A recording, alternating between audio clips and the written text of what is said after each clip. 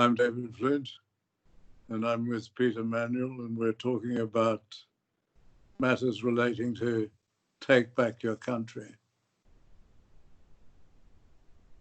I often, over the last few years, have been speaking around the country, and coming from a book that I was involved in writing, I've come to the conclusion that there is no significant problem in Australia, which, if it were not created by the politicians, has been made significantly worse by them. And I think back to last year, there was the drought. The drought was made worse because, firstly, the politicians sealed up forests where there was an enormous amount of fuel and didn't do the burning they should have been burning. The bushfires was a serious problem. And then we had the drought, then the virus, and there are so many, as I say, so many problems. Now, I understand, Peter, you've heard a story, it's been in the news, about the acquisition in New South Wales of yet another property for the purpose of establishing another national park. Peter.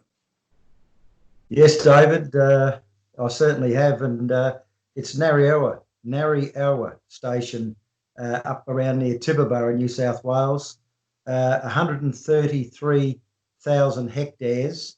It's the state's largest single property purchase, and us taxpayers, David, has paid for it.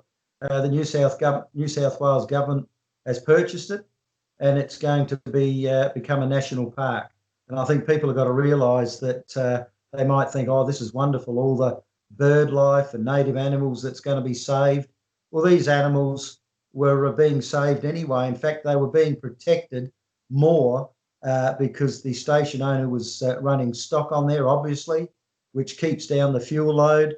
And there's pristine water there. So obviously the stock haven't, deteriorated the water in any way whatsoever, contaminated it.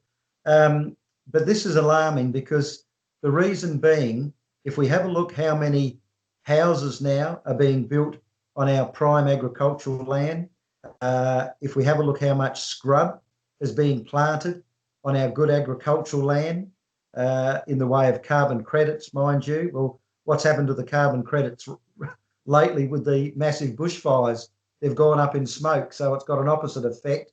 1 minute it's taking in carbon, the next minute it's letting off huge emissions. So it's ridiculous. The thing that really worries me, David, is we keep hearing about the increased population, human population. How are we going to feed the world? Well, you're not going to feed the world by buying up stations of this magnitude and turning them into national parks. That's going to be a huge fire risk. So their little native animals and so forth are going to go up in smoke. And also, it's a situation where we've got less land to produce food. And that's very, very worrying, especially now that we've had this Chinese virus out of Wuhan. And we need to become self-sufficient in food big time. So I don't think this is a win-win situation. I really don't. And I can't understand why there wasn't, and I know a lot of people up around Tibooburra, and I've met the owner, Bill O'Connor. I met Bill years ago when I used to go to Tibooburra quite a bit. And Narriowa wasn't that as big as it is now because he purchased 2 adjoining properties and made it as big as it is.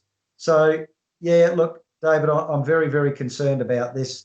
There's over 7 million hectares now that are closed up for national parks in New South Wales. That's 9%, and that's going by figures in 2018. It'll be well over 10% now of land that is closed up for national parks.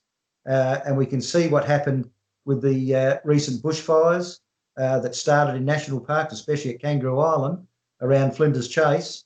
So, yeah, I think this national park business now has got to stop. There's enough national parks in Australia, and we need to be committed in growing clean, healthy food for our food security in case of another Chinese virus that hits. And also we want to eat this food grown here in Australia. We don't want to be relying on the inferior quality food coming from overseas, David. Well, I think you're absolutely right. Seems to me that if we're going to produce the food we need and the food we also should be exporting to become what is obviously our vocation, that is being the food basket of certainly this part of the world and probably the rest of the world, or much of the rest of the world, we need three things. We need water, and the politicians aren't doing their job there. We need land, and they're taking that away from us, or they're neutralizing it. And thirdly, we need farmers. And the politicians, the bureaucrats, seem to have declared war on the farmers. They're treating them as latter-day kulaks. They do persecute our farmers. And when it comes to replenishing the farming class, you cannot help but notice that of the potential immigrants to Australia, there seems to be one group who one would think would be entitled to refugee status. And they seem to be banned as far as I can see. And they are the South African farmers who are being persecuted and who are not being allowed to come here. The same with water. The politicians are not supplying us with water, and they're subtracting from the land available in Australia for farming by the creation of these national parks, which are certainly not looked after, and where an enormous fuel load is allowed to develop, where vermin are free to roam. They are national parks in name, but not in fact. And the other thing is they are subtracting from the premium land of Australia, land which they've allowed to be taken over by entities under the control, the ultimate control of the Communist Party of China. And we have this paddock to plate policy, which means that the product of the best land in Australia, particularly dairy farms in Tasmania, the product of that land is going to China. It's not even going through the taxation system. It's being sold there at the high prices, which understandably the ordinary Chinese people are willing to pay for untainted food. And it's not being of any benefit to Australia because it doesn't even pass through our taxation system. It is absolutely appalling, and the whole mess, and it is a terrible mess, in not providing water, in losing our land or tying up the land, and not replenishing the farming class and persecuting those who are here, in the hope that mum and dad farmers will be got rid of, and we'll have corporate entities instead, including communist entities. All of that is the work of our political class, and it is really something absolutely appalling. Peter. You've nailed it, David. And yes, it is appalling to think that our own people, politicians, have let us all down. And they've let us down big time. They tell us even now how we're the lucky country. Yes, we're lucky to be surviving. That's what we are. That's how lucky we are. Lucky to be surviving. And it's a total disgrace, the people that we've got in power telling us what to do. You know, when you're elected to Parliament, and Helen Dalton from the Shooters and Fishers and Farmers Party has been very strong on this, and I commend her. And I've been saying it for years, David. Water should be restored to land, and that way our water rights would not be able to be sold like it is. And that water has been stolen from the mum and dad farmers of Australia. That's what's happened. And but when you're elected to Parliament, you don't have to even have to declare your water entitlements. It's a huge business, and you don't have to declare it. I think that is absolutely criminal. It really is, and it needs to stop. And good on Helen for pursuing this. It's a massive task. It really is, and she needs all the support she can get. David, I think this country, it is midnight with the amount of land that's being stitched up with national parks, the amount of land and water that is being sold to foreigners under the disguise of foreign investment. It's not a foreign investment. It is a takeover, what's going on. There's about 63 countries that are buying us up, thanks to our treasonous politicians. And we are so lucky. I speak to a lot of people, as you know, David, and since we've been doing these little interviews, having these chats, you don't realise how many people out there think a lot of you, David, and we can't thank you enough. We really can't thank you enough that you can see what's going on and to have your support publicly. We really do appreciate that. And I've been asked to mention that tonight because there's people out there that just want to say thank you, David. Oh, well, thank you very much. I just regard myself as another ordinary Australian, but talking about water, I think that's a very important subject. One of the very worst things, we agreed on this, and I think most Australians are, is the separation of the water from land. And we now understand that not only was that water handed over to international speculators, there is no central registry of the ownership of that water. And there's also another problem, and that is a number of the foreign entities that own water do it through entities established in no tax jurisdictions where the records are protected, so you don't really know who actually owns that company. And it's believed that some of the so-called corporations, they're really political entities under the control of the Communist Party of China, are actually acting in Australia through companies registered in foreign low-tax jurisdictions where there's very little means of establishing who actually owns the corporation. But that's one thing. The other thing is, of course, the Murray-Darling Plan. And I was very interested when you told me that you'd met the person who was to conduct the inquiry. The report has since come out. It was an inquiry and it was entrusted to the former Commissioner of the Federal Police. And you told me that you met Kelty, and that's very interesting, Peter.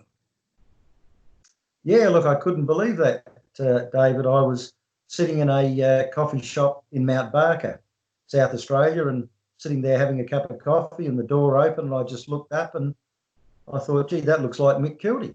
And I just said, g'day, Mick, how you going? And he looked around, who are you? Anyway, I got up and I told him who I was. And I said, I'd like to have a good chat to you, Mick, about the Murray-Darling Basin Plan and so on. And he said, oh, what's your phone number? So I gave him a phone number and he said, I'll give you a call. So he was going up to get his coffee and gave me a call, and I saw it ring and I looked and it come up private number, and I went up to him and tapped him on the shoulder and said, oh, Mick, I said, you've got my number, but your number's come up private. Oh, come over here. So he took me over to a table where there was two people with him, a girl called Sam, and I forget the guy's name. And I told him a little bit about what's going on here in South Australia with these low flow bypasses that are being put on dams in the eastern Mount Lofty ranges, which restricts water going into our dams, that the Federal Liberal Party have put up $8.5 million to put these devices on our dams. So at the moment, the government's paying, not the farmer. And allegedly the State Labor Party has put up about $4 million. And I told him this. And anyway, this Sam girl come over when I sat down, and she asked me a few other questions, and we'll be in touch.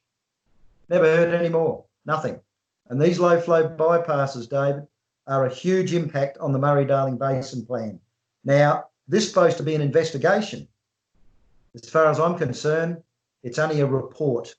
An investigation would not leave these low flow bypasses out if they've been left out. And secondly, the $8.5 million that's been put up by the Federal Liberal Party should be in that investigation. Same with the $4 million put up by the State Labor Party. If none of this is mentioned in this so-called investigation, it is purely what it says. It's a report. Because when you do an investigation, you don't leave out a damn thing. And I'm pretty disgusted with the whole flaming lot, to be quite honest, because, you know, farmers are the best environmentalists and the best conservationists this country has, because if we don't look after our land, which is our business, we go broke. You might get the odd farmer that's not doing the right thing, but 98% of farmers, the mum and dad farmers, care for the land and they want to hand that back to future generations better than when they took it over. And I think in this report, allegedly, Mick Kelty is blaming a few farmers or farmers on different things. And I think that is just so sad and so wrong. I really do. And what should have been brought up in this report too, I haven't read it all, but I'm just wondering, is there anything in regards to the huge sell-off of our water rights, which has been stolen from the mum and dad farmers of Australia? Is there any of that in there, David? Well, I think you've raised a very important issue. I don't know why this report was done. We need something really more fundamental on this, and it should really be going into things like the separation of water from land. Well, there should be a report on this. There should be a real investigation by somebody who knows all about the problems. But you've also pointed out, I think, a very important fact. This land that they're buying at Tippabara, obviously from the descriptions I've read, it's in superb condition. The areas which are being protected, which are environmentally secure, which are wonderful, are there, and they're there because the farmer in question has maintained them that way. He's balanced very much the grazing with maintaining the environment. And I have no doubt that if the state government of New South Wales runs it like it has run every other national park in this state, it will be a mess. It'll be full of vermin. There'll be too much fuel load on the floor, and they will do nothing about it. They'll just lock it up, and it'll be used just by some elites for their own pleasure, and it will lose what benefit we have from the food production of that area. Peter. David, yes, look, absolutely spot on, David, and you're right. We only have to look with the recent bushfires, with the national parks that went up because of the fuel load. You couldn't put stock in there to graze or anything like that. And what you said was perfectly spot on when you said that the farmer has worked well with the environment, with grazing and so forth. And it just shows you the wetlands there, the bird life and everything hasn't been affected. But they also mention in their little paraphernalia about the 25 endangered species of birds and all the rest of it. You know, this is what they do to try and get to people that don't know what's going on. Oh, yes, look, we've got to lock this land up to protect the birds. Tell you what, the birds won't be protected once it goes up in smoke, I can assure, because all these so-called climate change, excuse the language here, David, but drongos, I'll call them, you know, they're telling us we're going to have more bushfires and bigger bushfires. In actual fact, they're 100% correct, because they are creating the environment for bigger fires.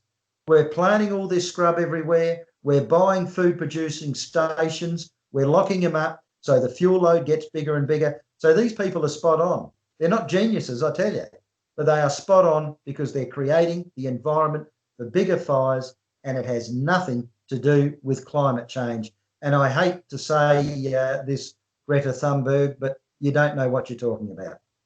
Well, Peter, I think this is very important, and it's so important that Australians, the ordinary Australian people, have much more control. The politicians, the judges, all of the elites have to be more accountable to the ordinary people of Australia, to the farmers, for example, of Australia, the small business people of Australia, who obviously have so much more common sense about these matters and seem to be much more invested with a belief in the future interest, the national interest of Australia and future generations of Australia and the vocation of this country. Peter, I think this is a very important task that we're involved in, and it is so important that means be found for the political class, the bureaucratic class, the judicial class, all of them, to be much more accountable to the ordinary people of Australia, because under our constitutional system, the people are sovereign. And in the ultimate analysis, they must all be accountable to the people. And we're fortunate that we have people like you, like the farmers of Australia, the small business people of Australia, who are invested with that degree of both common sense and national interest, that this country can be restored to its true vocation. Thank you very much, Peter.